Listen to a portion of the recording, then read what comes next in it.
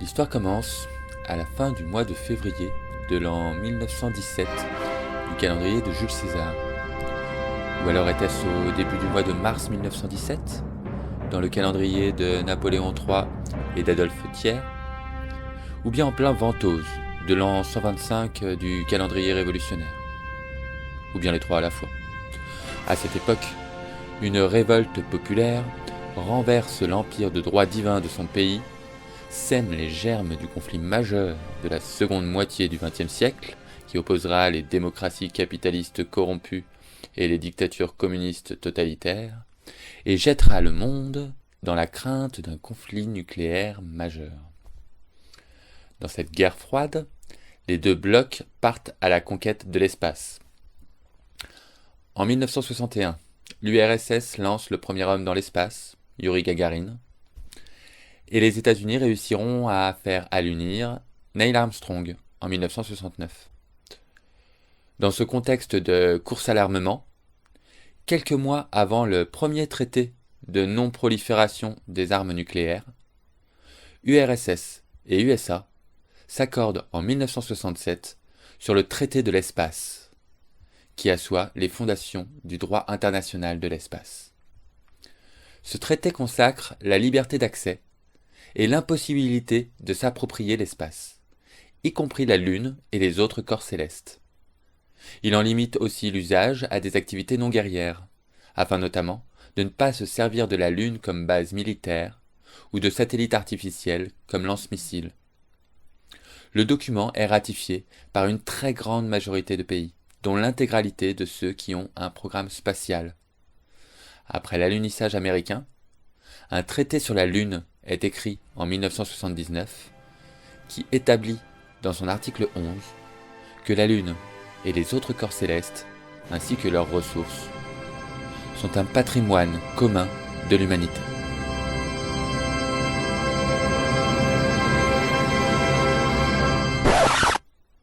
Hélas, hélas, 3 fois hélas, la belle histoire s'arrête ici. Aucun des États entretenant un programme spatial n'a soutenu ce traité sur la Lune, seulement ratifié par 15 États, en Europe l'Autriche, la Belgique, les Pays-Bas et la Turquie. Et quelques poignées d'années plus tard, les vœux pieux sur l'impossibilité de s'approprier l'espace commencèrent à s'effriter. C'est la première fois en 2004 qu'il est publiquement remis en cause, dans un discours de George Walker Bush. Mais c'est son successeur Obama qui va officialiser ce virage avec le Space Act en 2015, qui autorise les citoyens américains à exploiter les ressources spatiales. Cet acte contourne le traité de l'espace en précisant que l'exploitation des ressources n'implique pas l'appropriation de l'astre, un peu sur le modèle de ce qui se fait en mer, où la loi autorise à pêcher et à exploiter les ressources de zones maritimes internationales. Bien entendu, les entreprises américaines potentiellement concernées par l'exploitation des ressources spatiales ont salué cette décision qui fonde un cadre légal similaire à celui qui a permis l'essor de l'industrie minière et de l'industrialisation du monde depuis la ruée vers l'or. Et l'histoire nous rejoint maintenant, exactement le 6 avril 2020 du calendrier grégorien. En pleine gestion du coronavirus, et quelle gestion ? Donald Trump a signé un arrêt qui permet de négocier des accords multilatéraux avec des États étrangers concernant des opérations pour la récupération et l'utilisation publique et privée des ressources spatiales. Le texte précise la position américaine. Ne pas considérer l'espace extra-atmosphérique comme un bien ou un patrimoine commun et encourager le soutien international à l'exploitation publique et privée des ressources dans l'espace.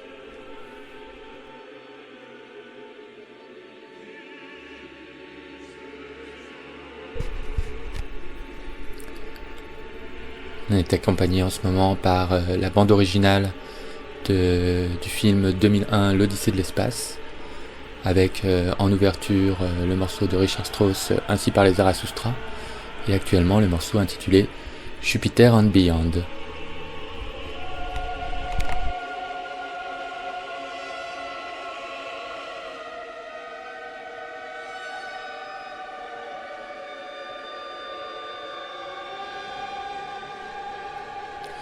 C'est dans ce contexte d'aménagement des règles d'appropriation de l'espace qu'apparaît dans l'histoire SpaceX, l'entreprise créée en 2002 par celui dont j'ai essayé d'éviter de prononcer le nom jusqu'ici dans cette émission, mais qui sera ce soir l'un des protagonistes, j'ai nommé Elon Musk.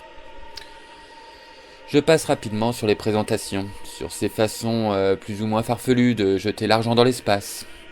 La voiture dans le cosmos pour la photo, le projet de base lunaire et de colonisation de Mars, via quelques bonnes idées comme lancer des bombes atomiques sur la surface martienne pour peut-être créer une atmosphère viable. Mais on va foncer tel un météore sur ce qui va nous intéresser ce soir, son projet Starlink. Starlink, c'est le projet de conquête de 3 à 5% du marché de l'Internet mondial au moyen de la saturation de l'orbite basse par des dizaines de milliers de microsatellites non géostationnaires, de façon à pouvoir distribuer un Internet de qualité et bon marché où que vous soyez à la surface du globe, à l'exception des régions polaires. L'objectif, c'est que dans quelques années, vous ayez continuellement au-dessus de vos têtes plusieurs satellites SpaceX, afin d'avoir un Internet rapide, y compris donc dans les régions les plus isolées. Alors j'ai pensé à la chose 2 minutes, et je me suis dit que Musk ne comptait certainement pas se tailler une part de marché sur les coins les plus reculés de la planète, par définition peu habités. Il devait y avoir un truc. Et le truc c'est le suivant. Les coins les plus reculés de la planète inclut les véhicules, notamment les bateaux, les avions et même les stations orbitales, qui ne disposent pas actuellement, communique SpaceX, de connexion suffisante pour l'accès à certains services, comme le jeu ou la finance en ligne. Le poteau rose est là. Starlink se justifie avant tout pour que les grands actionnaires puissent boursicoter en avion. Et puis pour donner une 5G par satellite aux propriétaires de smartphones qui disposeront déjà d'une 5G terrestre, bien évidemment. Mais ne nous y trompons pas.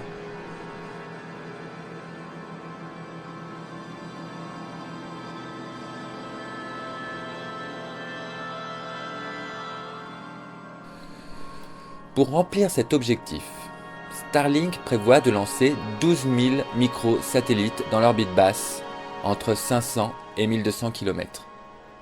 Non, en fait, Starlink est déjà en train d'envoyer, théoriquement pour fin 2020, c'est-à-dire maintenant, ces 12 000 satellites, par train de 6 x 10 depuis mai 2019. Vous les avez peut-être déjà observés vous-même depuis, ces espèces de trains d'étoiles complètement surnaturels qui traversent le ciel nocturne en ligne droite, car ils sont très visibles à l'œil nu, et c'est là l'un des problèmes. Mais Starlink a en fait déjà déposé 20 demandes d'autorisation supplémentaires pour 1500 microsatellites chacune, auprès de l'Union internationale des télécommunications à Genève, qui coordonne au niveau mondial les orbites des satellites. C'est un total de 42 000 microsatellites qui composent pour l'instant le projet Starlink. Et face à cette quantité déjà vertigineuse, Starlink a en plus des concurrents sur le marché des microsatellites. Amazon prévoit d'envoyer pour son compte 3250 microsatellites par exemple. Et l'entreprise britannique OneWeb, partenaire d'Arianespace, se plaçait également sur le marché pour une constellation de plus de 5000 objets. Mais de cet apport européen, nous reparlerons tout à l'heure. Pour l'instant, retenons, c'est la ruée vers l'orbite basse. Comme hier, c'était la ruée vers l'or. Arrêtons-nous sur ces 42 000 microsatellites, plus leur concurrence, et essayons de mettre ce nombre en perspective et en contexte. Au début de l'an 2020, environ 8800 objets au total avaient été lancés en orbite depuis le début de la conquête spatiale en 1957 et le premier Soyouz, avec une forte augmentation des lancements depuis 3 ans. 2600 de ces satellites sont encore actuellement actifs. Les autres suivent leur orbite en qualité de débris. Parmi ces satellites actifs, en 2019, 2 tiers étaient placés en orbite basse. mais cette part est en train d'augmenter significativement avec l'envoi des satellites Starlink. En plus de ces satellites actifs et inactifs, un certain nombre d'autres objets gravitent autour de la Terre, notamment des étages et des débris de fusées, mais aussi des débris liés à des collisions. Incidents subis la plupart du temps, mais pas toujours, comme quand la Chine a décidé unilatéralement d'envoyer un missile détruire l'un de ses satellites, créant au passage des centaines de milliers de débris incontrôlables en orbite basse.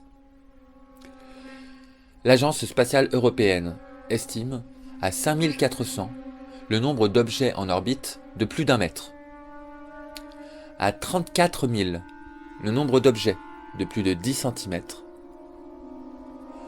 à 900 000 le nombre d'objets de plus d'1 centimètre, et tous ces objets voyageant à des vitesses potentiellement destructrices supérieures à 8 km/s. 130 millions d'objets de plus d'1 millimètre d'origine humaine gravitent autour de la Terre à la même vitesse, constamment. Mais avec ces 42 000 nouveaux objets dans l'orbite basse, d'une taille d'un peu moins d'1 mètre cube, chacun équipé de 2 panneaux solaires de 16 mètres carrés, pour une masse autour de 230 kg, Musk impose un véritable changement d'échelle et entraîne avec lui sa concurrence dans une fuite en avant démesurée.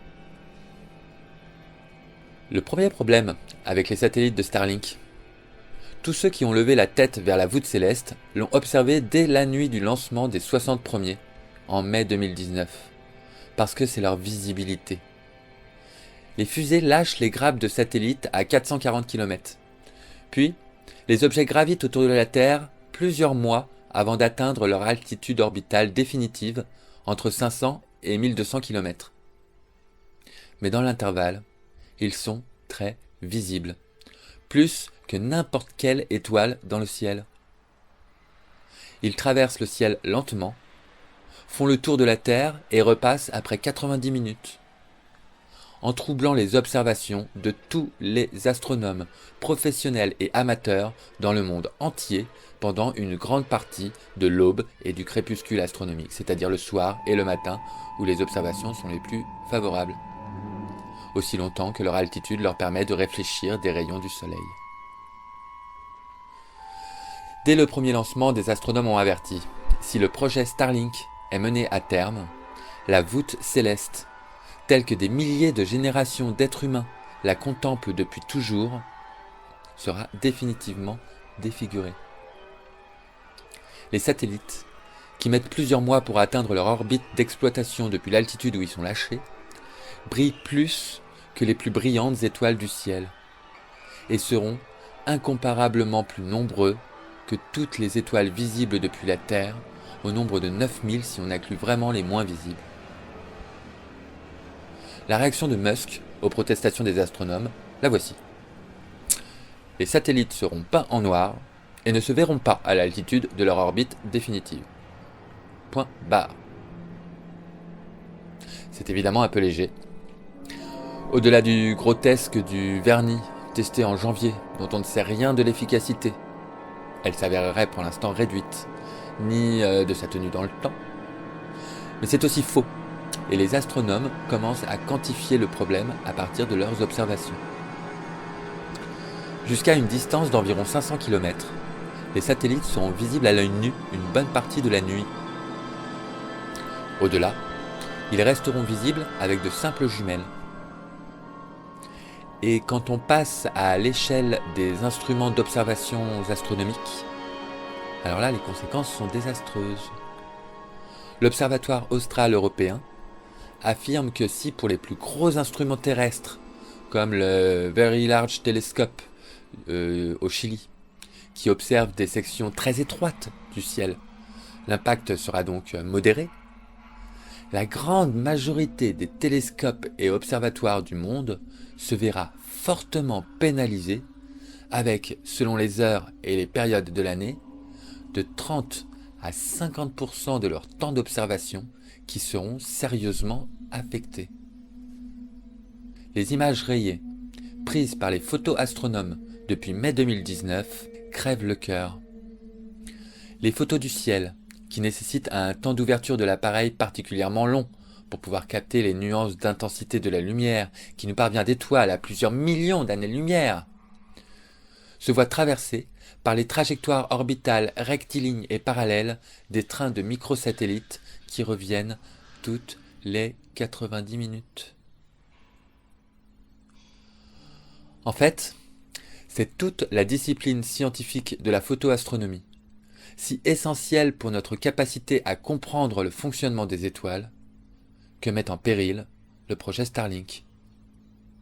Mais ce n'est malheureusement pas la seule. La radioastronomie, qui consiste à capter les informations circulant sur les ondes radio qui traversent l'immensité de l'espace, serait également anéantie par les 50 000 nouveaux objets destinés au fonctionnement de la téléphonie sur les ondes radio. J'ouvre d'ailleurs une première parenthèse pour avertir qu'il n'y a pas que les astronomes qui sont touchés par ce phénomène. Les professionnels de la radio aussi, avec l'abandon programmé des ondes radio à la téléphonie 5G par satellite, induit par le passage obligatoire à l'émission numérique DAB+, pour toutes les radios FM à l'échelle européenne, qui les rendra dépendantes d'entreprises commerciales de distribution, qui ne manqueront certainement pas d'imposer leurs conditions d'adhésion, en termes de publicité notamment, pour être diffusées sur les appareils connectés, téléphones et voitures en tête. Voilà un sujet connexe qui donnerait certainement pour un nouveau numéro à part entière de notre série Noxirail dans les lunes bleues, bien contente d'être diffusée sur une radio locale sans publicité comme Radio Univers. Mais revenons à notre sujet. L'anéantissement de 2 disciplines scientifiques et d'innombrables pratiques professionnelles ou amateurs liées à la mort programmée de la voûte céleste pour la conquête de 3 à 5% du marché de l'Internet mondial et la possibilité des grands actionnaires de pouvoir boursicoter en avion.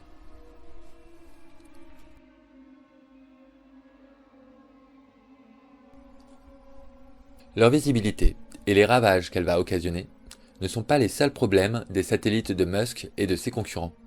Leur nombre aussi est démesuré.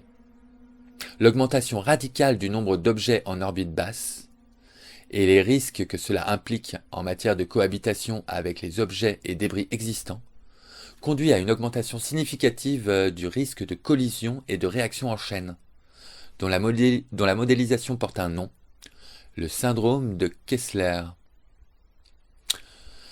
Le syndrome de Kessler, c'est ce que produirait la collision malheureuse de 2 objets en orbite qui provoquerait d'autres collisions et des réactions en chaîne de collision, projetant ainsi une infinité de débris dans des trajectoires difficilement calculables et conduirait finalement à la formation d'un espèce de nuage de débris dans l'orbite basse tout autour de la Terre qui empêcherait la sortie de manière sûre des fusées et des humains dans l'espace pendant plusieurs centaines d'années. Alors j'entends les voix qui s'élèveraient contre un catastrophisme dans l'air du temps, certes. Mais un certain nombre d'événements paraissent quand même déjà assez alarmants. Dès juin 2019, seulement un mois après les lancements de ses premiers satellites, SpaceX admettait que 3 de ses 60 satellites, soit 5%, étaient déjà hors d'usage, ce qui pose question en matière de production purement inutile de déchets. On a donc prévu depuis, pour le futur, des trajets continus pour entretenir et remplacer les appareils défectueux. 2 mois après, le 3 août, l'Agence spatiale européenne, l'ESA, annonce qu'elle a procédé à une mesure d'évitement d'un satellite de Starlink pour l'un de ses satellites d'observation météo. Les objets de Starlink, voyageant je vous le rappelle autour de 10 km/s, sont prévus pour pouvoir changer d'orbite selon les besoins et sont donc dotés de technologies d'évitement. Mais lorsque l'Agence spatiale européenne prévient SpaceX du risque de collision entre leurs satellites respectifs, c'est un bug. Un simple bug qui a très officiellement empêché SpaceX de recevoir le message en temps voulu. Devant l'absence pure et simple de réaction de l'entreprise américaine, l'ESA a dû dévier elle-même son objet.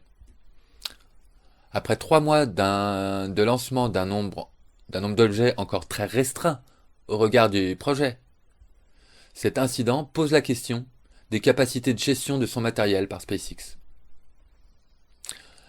Mais les procédés d'évitement ne sont possibles que pour les objets encore actifs et disposant encore du carburant nécessaire pour l'opération. Ils sont impossibles pour tous les autres objets. En janvier 2020, l'entreprise spécialisée dans l'observation des objets de l'orbite basse, Leolabs, avertit du risque imminent de collision entre 2 objets inactifs. Un télescope international d'1 tonne lancé en 1983 et mis hors service 10 mois plus tard après avoir épuisé ses réserves d'hélium liquide, et un appareil expérimental américain d'une centaine de kilos lancé en 1967 et inactif depuis quelques années. La taille de ces objets, à la fois massifs et disproportionnés, fait craindre le pire en matière de création de débris sur des trajectoires chaotiques. Le croisement devait s'opérer 900 km au-dessus de la ville de Pittsburgh, aux États-Unis, et Leolabs avait calculé à 1 chance sur 100. C'est beaucoup trop élevé. Le risque que les 2 objets se percutent sans avoir aucun moyen de l'éviter. Finalement, à 23h39, dans la nuit du 29 au 30 janvier, les 2 objets sont passés à une trentaine de mètres de distance l'un de l'autre. Mais cet événement est le contexte dans lequel s'inscrit le lancement des 42 000 nouveaux microsatellites de Starlink, plus ceux de ses concurrents, qui augmentent significativement les risques de voir survenir un jour le scénario du syndrome de Kessler qui condamnerait toute poursuite d'un projet spatial. Elon Musk est en train de nous jouer la partition du mythe d'Icare, en direct et en version 2.0. Voilà le sombre tableau de Starlink. Une augmentation significative du risque de syndrome de Kessler et une pollution lumineuse vouée à gêner les astronomes de toute la planète, à torpiller complètement des champs scientifiques entiers et à anéantir radicalement le lien millénaire qui unit l'humanité au ciel étoilé pour la conquête privée de 3 à 5% du marché de l'Internet mondial. Alors face à ça, la communauté des astronomes se mobilise. Peut-être un peu tard parce que je n'ai pas connaissance d'avertissement avant le lancement des premiers satellites. À la suite des réponses légères que Musk a apportées à leurs premiers avertissements, des démarches de recours en justice s'organisent sur plusieurs pistes, parmi lesquelles le survol non autorisé d'espaces aériens nationaux qui dépasserait la juridiction américaine, le non-respect des mesures environnementales en vigueur aux États-Unis, en matière de pollution lumineuse notamment, ou bien, parce que le portefeuille est souvent l'argument déterminant, en renvoyant les États-Unis à leur responsabilité légale quant aux dommages commis dans l'espace par ses ressortissants, dommages qui peuvent se chiffrer à partir des pertes financières, potentiellement astronomiques si je peux me permettre le jeu de mots, des différents programmes de recherche spatiale, publics et privés, concernés à travers le monde. En Europe, la réaction est frileuse et pour cause. Arianespace, fleuron de la coopération européenne et des partenariats publics-privés, a signé en 2017 le plus gros contrat de son histoire avec l'entreprise britannique OneWeb, l'un des concurrents de Starlink, pour le lancement des 600 premiers éléments de son projet de constellation de microsatellites, destiné à placer l'entreprise sur le marché de la 5G par satellite. La position d'Arianespace paraît assez clairement dans l'article promotionnel assez consternant accessible sur le site de France Inter, dans lequel son PDG, Stéphane Israël, dénonce la façon dont Elon Musk transforme l'espace en Far West. L'analogie avec la conquête de l'Ouest est explicite. Et elle est judicieuse, car c'est bien sur le mode de l'appropriation qu'il parle de ce contrat. Dans le même article, il reproche à l'Américain son projet de colonisation et de monopolisation de l'orbite basse, et il a en même temps cette phrase magnifique « Nous Nous disons que l'orbite basse n'appartient pas qu'à SpaceX, et nous allons le montrer. Ces propos du PDG d'Arianespace me paraissent d'ailleurs absolument incompatibles avec le respect de la signature par la France du traité de l'espace, qui consacre l'impossibilité de s'approprier l'espace. Quelques jours après cet article, la toute nouvelle Ariane 6, conçue pour l'occasion, lance avec fierté les 21 premiers satellites de OneWeb. Un mois plus tard, le Covid a balayé la fragilité économique de l'entreprise britannique qui fait faillite le 30 mars. Son partenaire et principal créancier, Arianespace, se retrouve dans l'expectative et dans une situation économique délicate. Et 21 objets supplémentaires gravitent sans utilité en orbite basse. En prévoyant de lancer plus de 40 000 satellites, Musk est clairement dans une démarche d'appropriation de l'orbite basse. Dans l'état actuel de la législation et de la technologie, je l'imagine assez allumer bientôt une virgule ou un M arrondi et jaune dans la constellation du Bouvier ou du Cancer, au mépris le plus total de tous les observateurs du ciel. Refermons avec un nouvel aparté le chapitre Starlink de notre émission, parce qu'hélas, il y a un autre chapitre. Il y a pire que Starlink.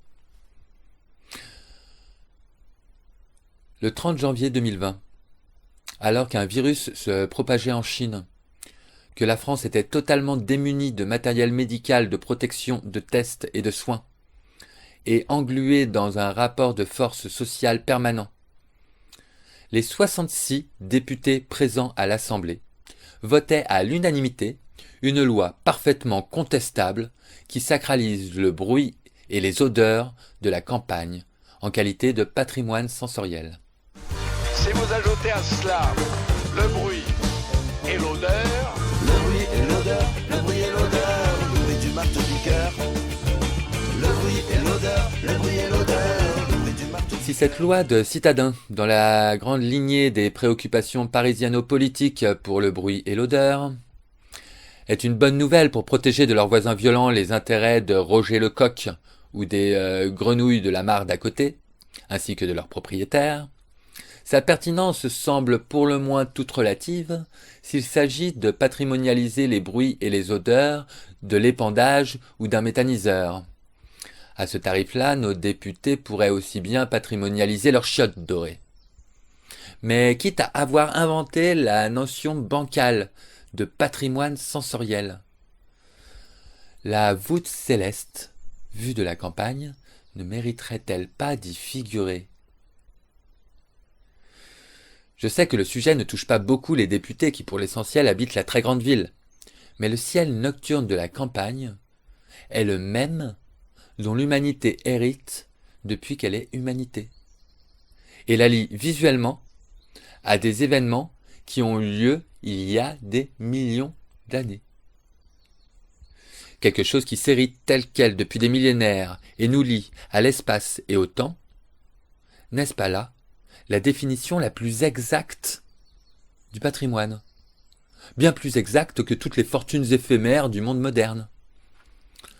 L'observation visuelle de la voûte céleste par une nuit à la campagne est un patrimoine éminemment sensoriel, disponible pour tous sans condition de revenu, au moins au même titre que le chant du coq. Un vrai héritage commun, en danger de destruction au profit d'intérêts privés. Je ne sais pas comment le Covid et ses conséquences économiques affecteront le projet Starlink. Mais je doute que SpaceX ou ses concurrents type Amazon connaissent le même sort que OneWeb. Ainsi, honnêtement, je souhaite l'échec le plus fracassant à leur entreprise. On va faire une petite pause pour respirer un petit peu, une petite pause légère. On était tout à l'heure avec France Inter, on va le rester en écoutant une chanson de la carrière de chanteur de son directeur.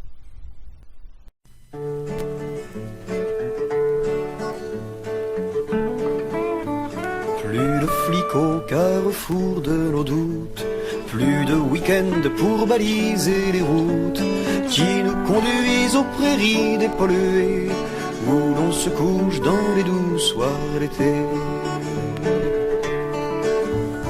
On a beau fouiller les quatre horizons, rien n'est plus poétique que l'autogestion. On verra les derniers hommes politiques faire leur discours aux foules ironiques. On applaudira pour pas les vexer, puis on rentrera chez nous sans voter. On a beau fouiller les quatre horizons, rien n'est plus poétique que l'autogestion. On pendra ni patron ni président, car les martyrs font toujours des enfants qui 5 ans après les révolutions prennent le pouvoir et finit la chanson. On a beau fouiller les quatre horizons, rien n'est plus poétique que l'autogestion. Il n'y aura plus de conneries à la radio, rien que des idées, rien que du nouveau. Connaissance et plaisir seront mêlés, il y a des speakers qui devront changer de métier. On a beau fouiller les quatre horizons, rien n'est plus poétique que l'autogestion. On saura qu'on respire tous le même air, que bêtes et hommes, hommes et univers, atomes, cosmos, on est tous solidaires, on fait tous la ronde dans la même galère. On a beau fouiller les quatre horizons, rien n'est plus poétique que l'autogestion. En attendant, on trime tous comme des cons, chacun fermé pour cause de production. On crève d'ennui entre deux élections, on crève de faim de l'autre côté de l'horizon. Y'a que l'utopie qui allume l'horizon, rien n'est plus poétique que l'autogestion.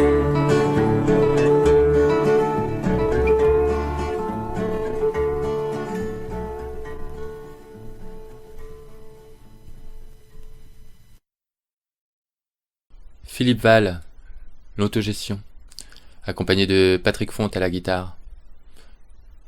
Vous êtes toujours sur Radio Univers, vous écoutez Les Lunes Bleues sur le 99.9 ou peut-être sur le www.radio-univers.com. Le chapitre suivant de notre histoire s'appelle Psyché 16. C'est l'un des plus gros objets de la ceinture d'astéroïdes située sur une orbite entre celle de Mars et Jupiter. Son découvreur, en 1852, Annibal de Gasparis, ne pensait certainement pas lui donner un nom aussi approprié, tant on touche là au point de contact entre la science et la folie. Cet astre fait aujourd'hui l'objet de toutes les attentions, notamment celle de la NASA, qui lui dédie officiellement l'un de ses plus gros projets actuels. Car la caractéristique de Psyché 16, outre sa taille, c'est qu'il serait composé essentiellement d'or et de métaux rares. De beaucoup d'or et de métaux rares. L'astre est estimé aujourd'hui à 700 quintillons de dollars. Je ne connaissais pas le mot quintillon, alors j'ai été voir ce que c'est. 700 quintillons, c'est 700 avec 30 zéros derrière. 700 milliards de milliards de milliards de milliards de milliards de dollars. 5 fois. Pour se donner une dimension du vertige de ce nombre, c'est 93 000 milliards de dollars par habitant de la planète. En or et en métal précieux. Après celle d'Icare, la conquête spatiale nous joue maintenant la partition de l'Eldorado, cette ville d'or cachée dans l'Amazonie, objet de fantasme durant toute l'histoire de la colonisation de l'Amérique.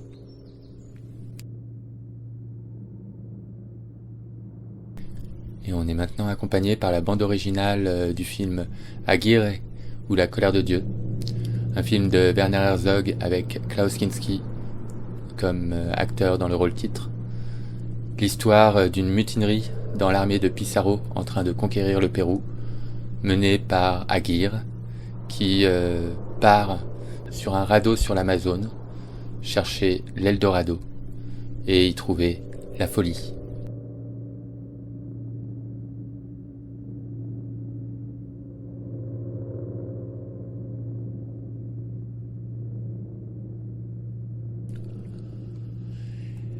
Les États-Unis, associés comme pour tout son programme spatial à SpaceX, comme un nom, sont bien décidés à s'emparer de ce butin cosmique. C'est l'objet des remises en cause de l'esprit du traité de l'espace de 1967 sur la non-appropriation des objets spatiaux, par le Space Act de 2015 et le dernier acte signé par Trump le 6 avril 2020, qui encourage dans la loi la récupération et l'utilisation publique et privée des ressources spatiales, en dotant le secteur d'un cadre juridique comparable à celui du droit minier terrestre. Le programme est déjà annoncé. Une sonde exploratoire doit être lancée en 2022 pour arriver en orbite autour de Psyché 16 en 2026 et effectuer des analyses de composition des sols pendant 21 mois, avant de lancer la phase d'exploitation. La ruée est lancée, et sur les bases légales d'aujourd'hui, le premier arrivé sera le premier servi. Pour parvenir à leur objectif, les États-Unis se donnent les moyens.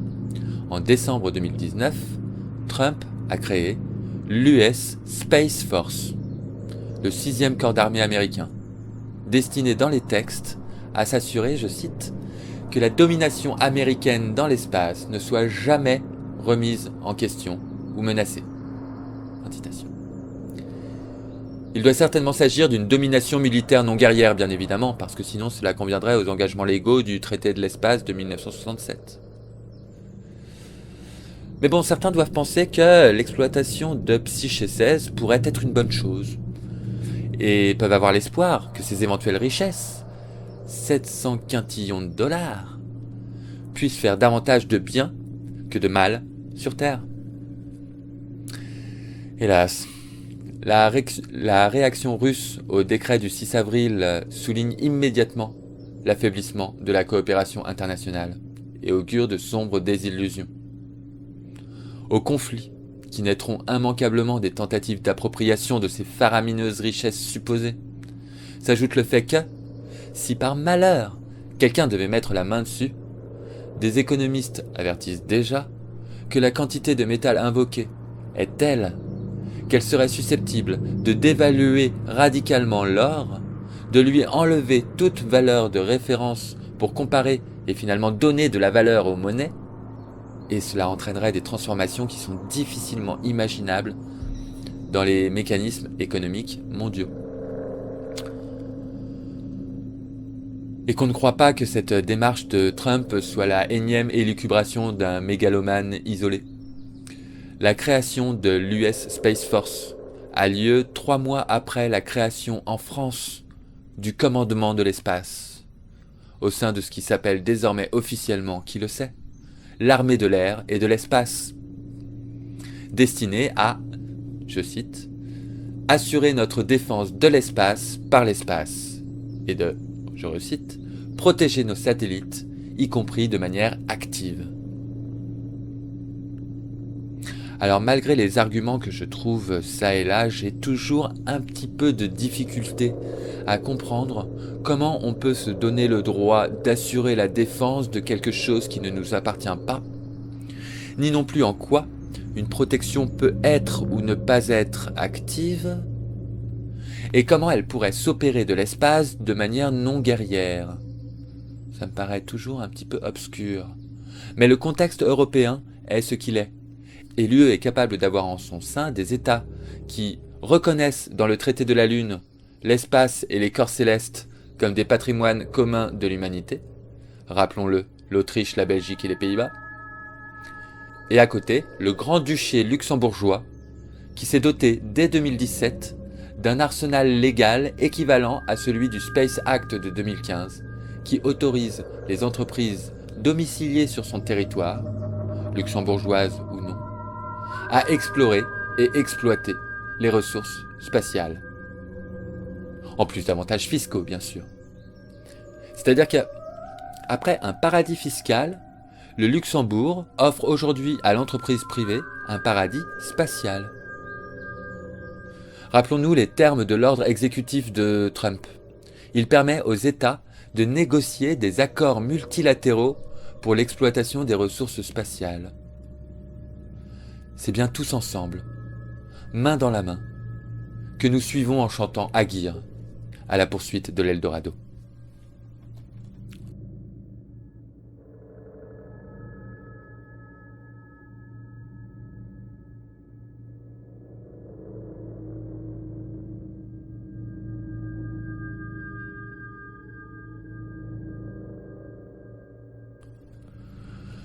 Colonisation de Mars, exploitation des ressources de Psyché 16, monopolisation de l'orbite basse. C'est bien sur le plan de l'appropriation de l'espace que s'organisent les programmes spatiaux actuels. Une appropriation dont Elon Musk incarne la dimension privée. Qu'est-ce qui empêche aujourd'hui d'imaginer que la voûte céleste se transforme bientôt en espace publicitaire, ou que se réalise le rêve sorti du cerveau de Matt Groening dans le milieu des années 90, d'un Montgomery Burns qui s'empare pour ses propres intérêts des rayons du soleil. Après tout, dans un monde marchand, en quoi les photons ne seraient pas des ressources spatiales dignes d'être monnayées ? En fait, la conquête spatiale pose avec force la question des limites de la propriété privée. À l'heure où l'actualité confinée nous montre combien l'individualisme libéral ne sert pas le bien commun, mais plutôt nous ruine de dettes collectives, et où les préoccupations sociales et environnementales temporairement balayées par le Covid nous invitent à penser l'existence de biens communs. Car puisque c'est dans les termes de la colonisation que se pose la conquête spatiale, et qu'il semble que l'humanité ne tire pas de leçons de son histoire, faisons cette observation. Qu'est-ce qu'un acte de propriété sur une terre colonisée pour les populations qui y vivaient avant les colons, sinon une spoliation pure et simple ? Je veux dire, quelle est l'existence ontologique de la propriété, en dehors de ceux qui sont concernés et qui y croient dans un acte de foi ? Ce qui est observable depuis l'extérieur, ce n'est pas la propriété en elle-même, puisqu'on peut y voir une spoliation. Ce qui est observable, toujours pourtant, c'est l'appropriation. Une appropriation plus ou moins contestée. Disons-le autrement et plus clairement. Pour les lunes bleues, la propriété n'existe pas. Il n'y a que des appropriations, plus ou moins contestées. Ne laissons pas l'appropriation de l'espace qui s'organise actuellement sans contestation.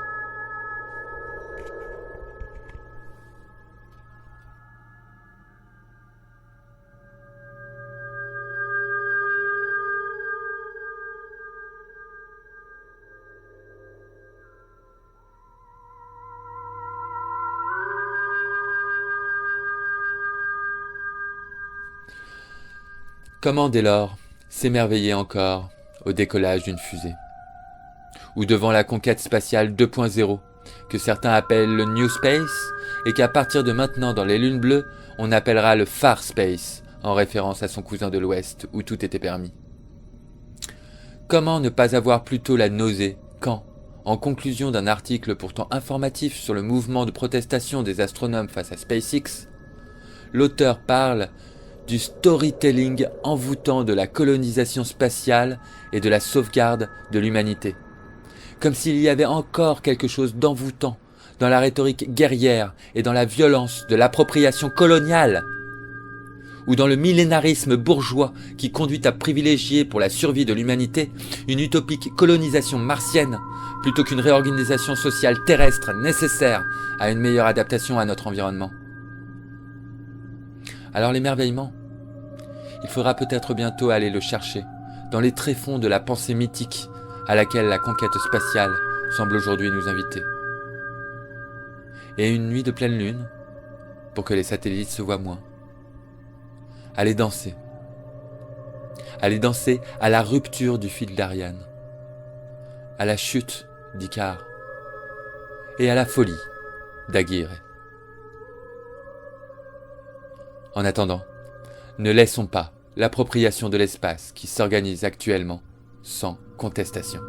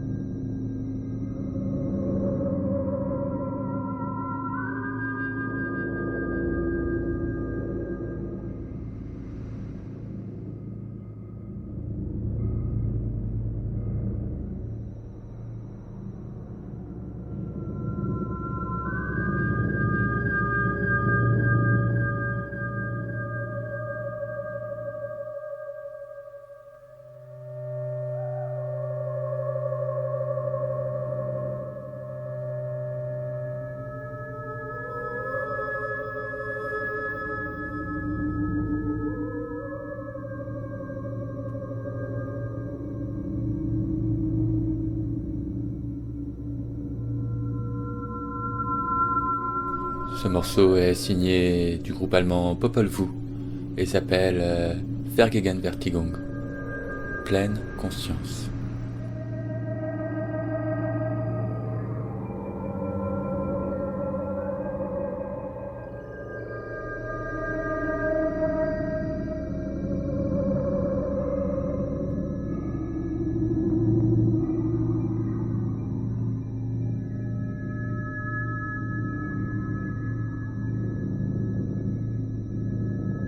C'était la fin de notre émission de ce soir.